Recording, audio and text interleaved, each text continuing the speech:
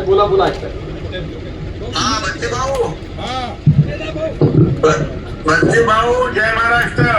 जय जवान जय किसान.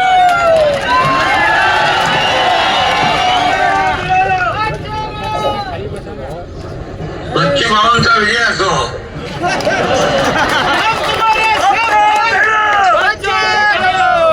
अरे बच्चे भाऊने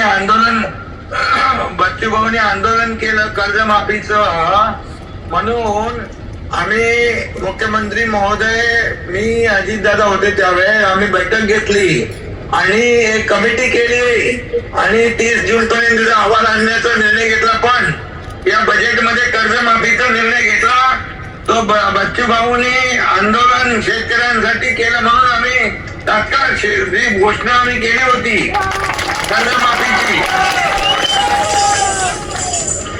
कर्जमाफीची घोषणा जी केली होती, वचन दिलं होतं निवडणूक पूर्व काळात, निवडणुकीच्या वेळेस ते आम्ही पूर्ण केलं. याचं श्रेय देखील बच्चू भाऊला जात आहे.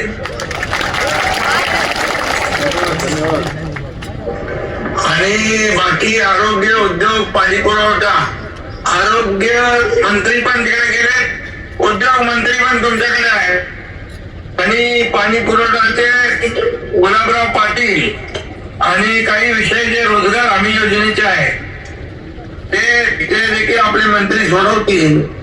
स्कायवॉकचा विषय आहे, मेळघाटचा विकास आहे, आणि मी स्वतः मुख्यमंत्री महोदयांना देखील या बाबतीमध्ये सांगतो आणि याच्यामध्ये मी स्वतः पाठपुरावा करून मुख्यमंत्री महोदयांकडून आपण जे जे काही विषय आहेत, उरतील काही विषय पॉलिसी मॅटर आहे ते आपण सोडवण्यासाठी सगळे प्रयत्न करू. पूर्ण टीम तुमच्या मताशी सहमत आहे.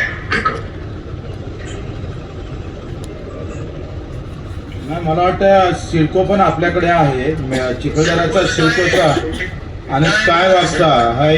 जर आपल्या सिडकोचं काम मी करतो माझ्याकडे अधिवेशन झाल्यानंतर लगेच बैठक घेतली पाहिजे, कारण सगळे लोक पायी आलो, 250 किलोमीटर आम्ही पायी चालत आलो. आमचा तुमच्यावर विश्वास आहे.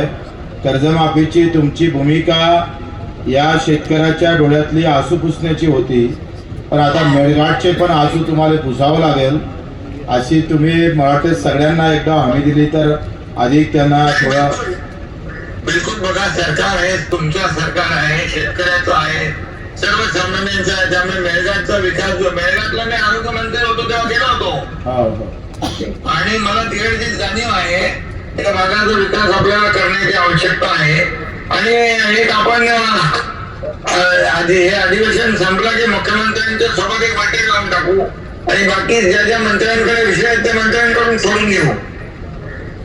धन्यवाद. ओके धन्यवाद. आणि तुम्ही शेतकरी कर्जमाफीसाठी आंदोलन केलं, त्याची दखल सरकारने घेतली बघा, बरोबर? त्याबद्दल धन्यवाद. आपणही दखल घेतली त्याबद्दल धन्यवाद. आम्ही 1.5 लाख रुपये करा रेग्युलर कर्जवाल्यांचं. थोडं दमाने घेऊया. कायद्याचा पण विषय होता, पण पुढच्या बैठकीत घेऊ ते. पुढच्या बैठकीत घेऊ आपण. Okay, thank you.